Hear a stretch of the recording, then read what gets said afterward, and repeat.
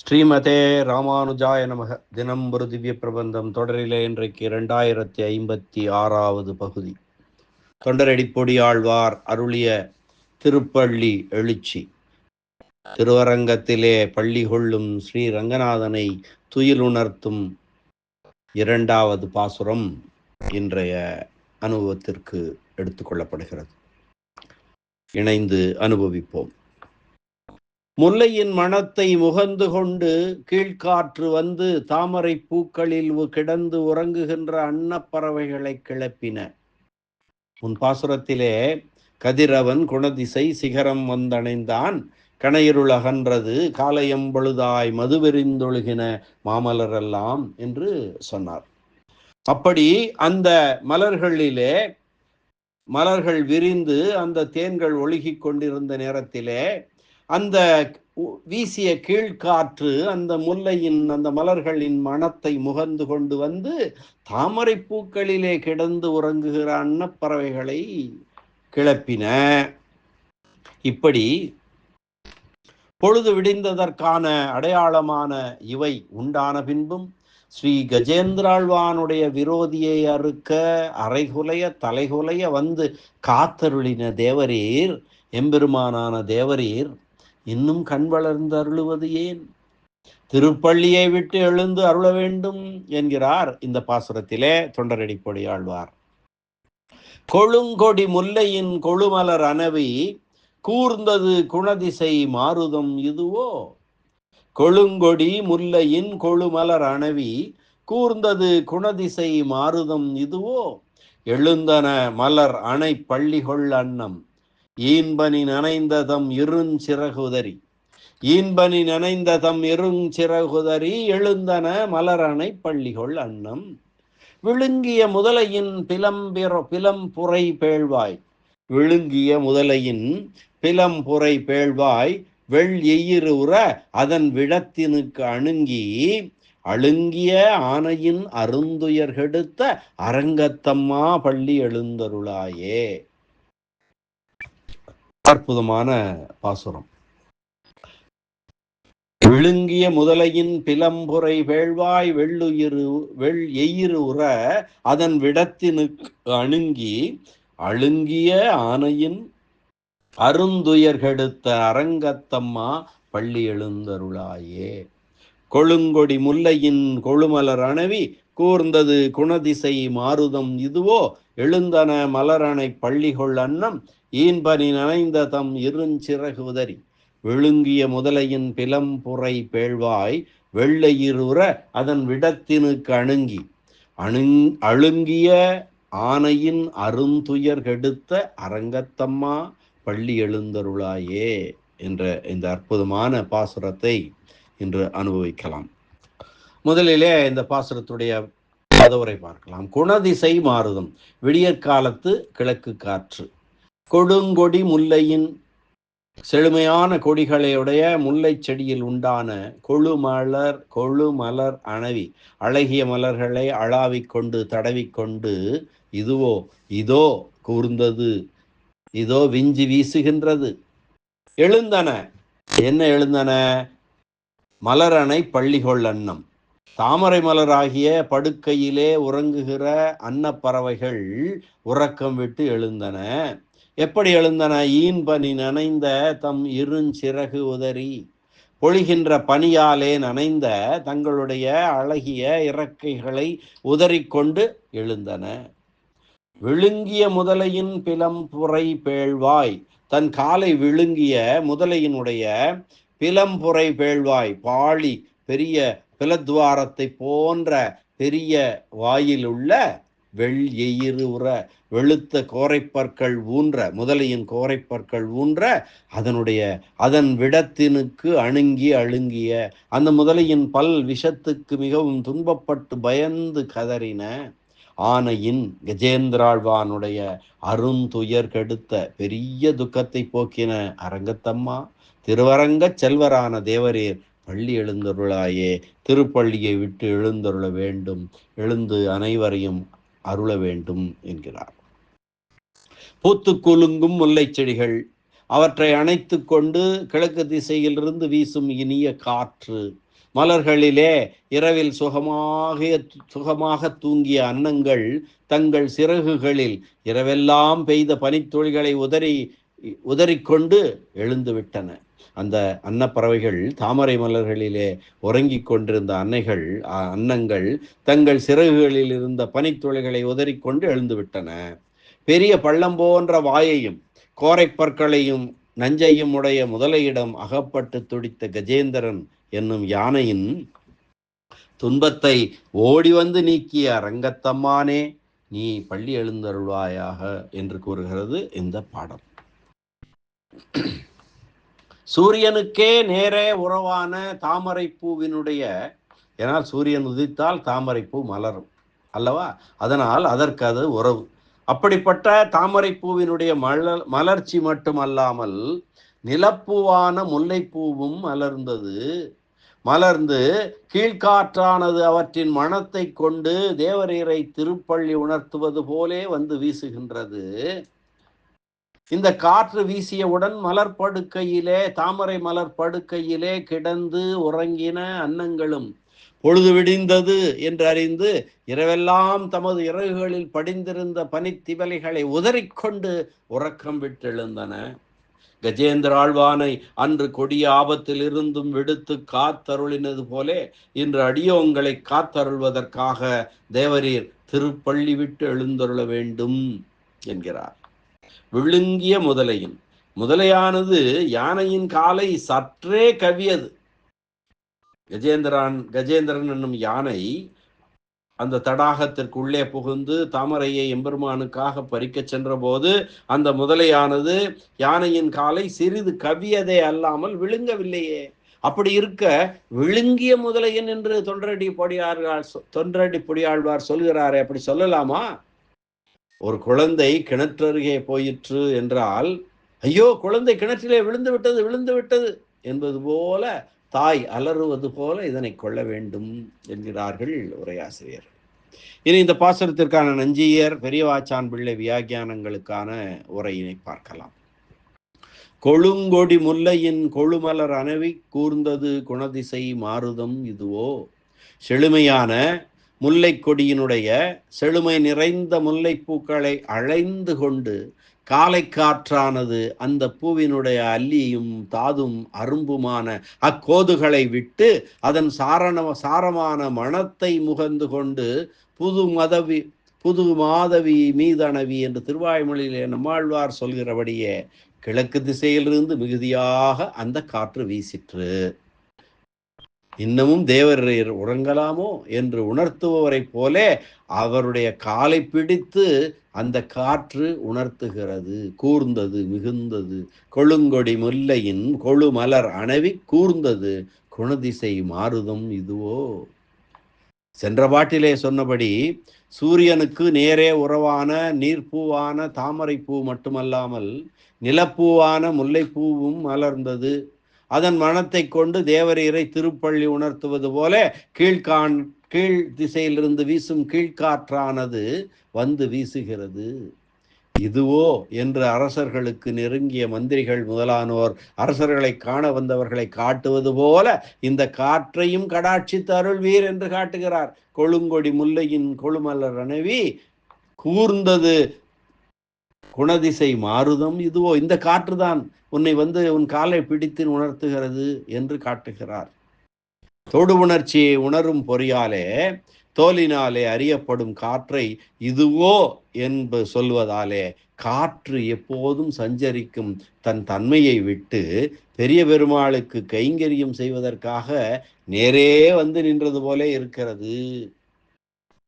எழுந்தன மலரணை பள்ளிகொள் அன்னம்.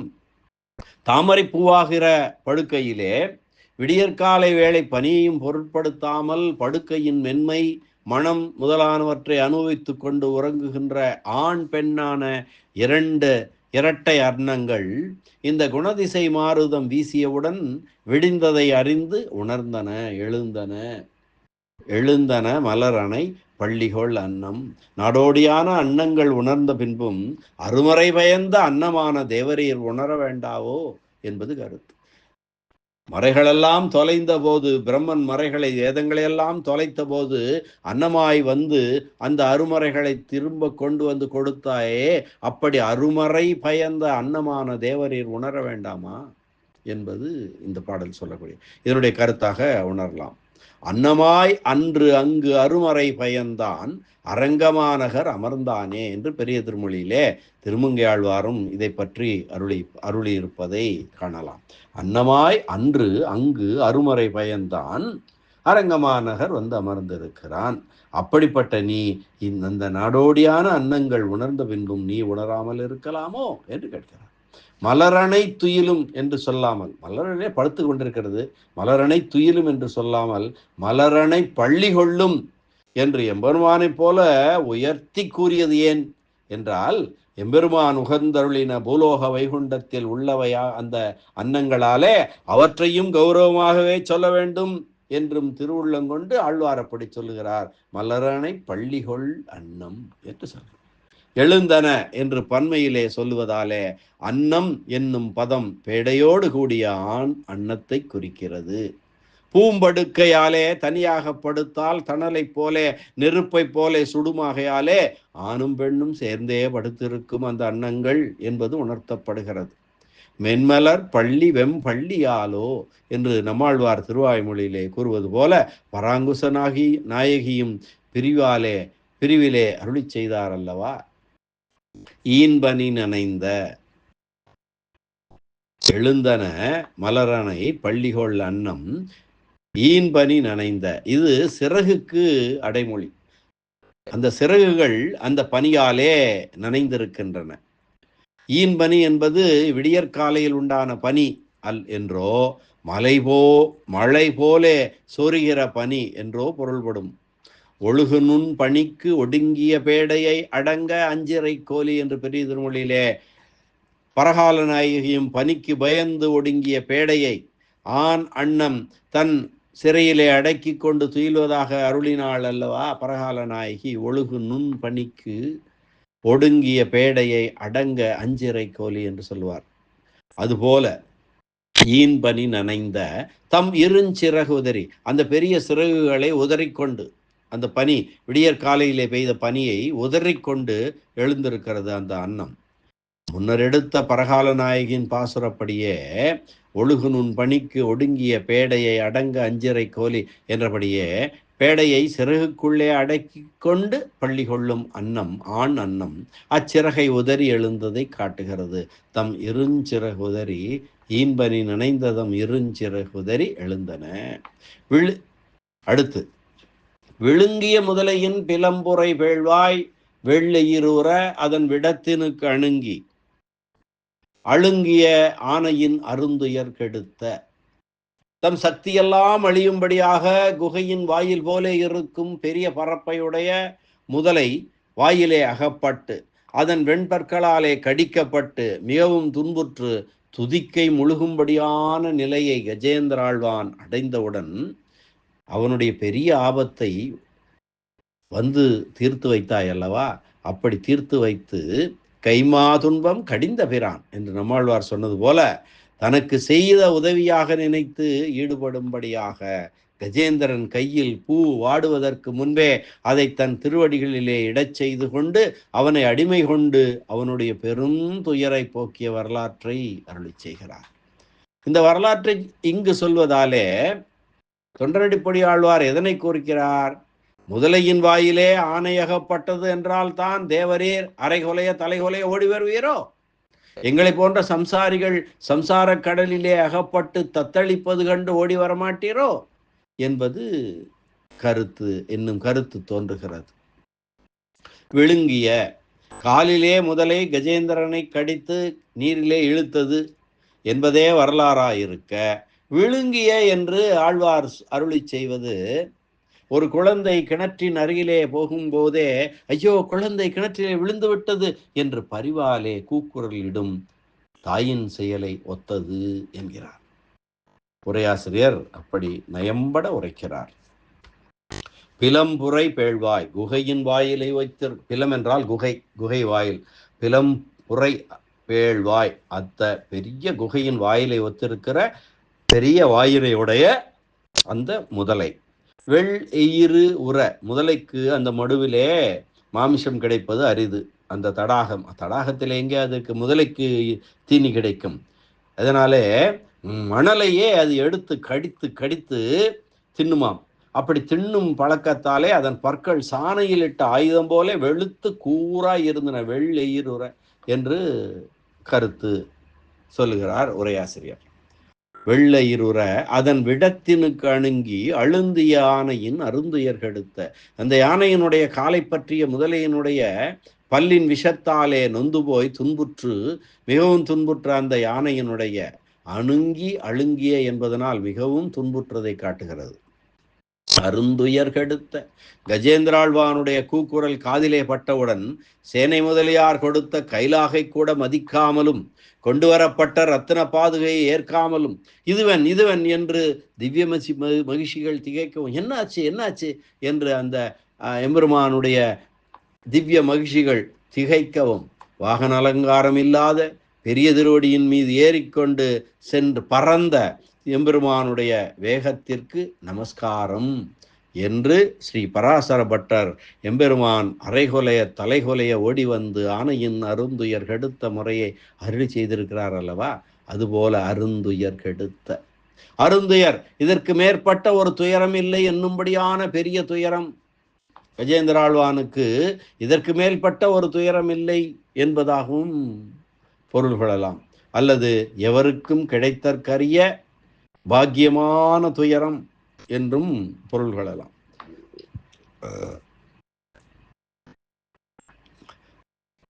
அது எப்படி?